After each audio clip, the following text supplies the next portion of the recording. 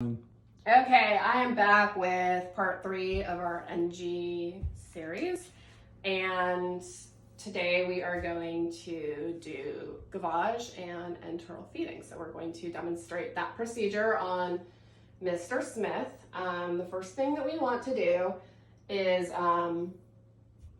we need to verify the tube placement, and the best way to do that is via x-ray. So knowing that we have that confirmation, we are going to go ahead and proceed with how you do a feeding. It can be done through the NG tube. It can be done through like a gastronomy tube. I hope I'm saying that correctly.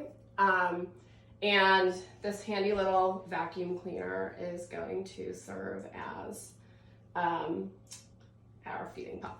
So there are 2 ways to do a feeding. The first one is closed, and with a closed feeding, you want to make sure that you're changing the tubing about every 92 hours. You can also do an open feeding, and where you pour the feeding into the machine. And with an open feeding, you're going to want to change the tubing about every 24 hours, or this is according to your hospital protocol. So we're going to, like for a gastronomy, we're going to want to aspirate, we're going to want to see the residual, and we're going to want to replace per facility policy.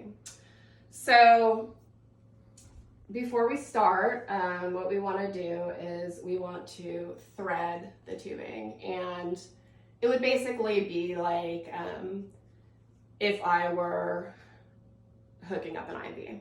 I would be setting it up the same way. So thread the tubing, get it in there, and prime the pump. 30 milliliters per hour is about standard, and we're gonna hook up to the NG tube or to the gastronomy tube and start the feeding. And after we start the feeding, we are gonna wanna stay here with Mr. Smith while we're doing this. And I'm going to be checking him periodically, and what I'm going to be looking for is any sort of abdominal issues like pain, like any sort of discomfort, any sort of vomiting, anything like that that could be distressing is something that we would want to address. We are also going to be flushing the tubing again according to facility policy. And we're gonna want to check the aspirate about every 4 hours or so. If we're doing gavage, we would want to flush, first of all, earlier, which we did earlier.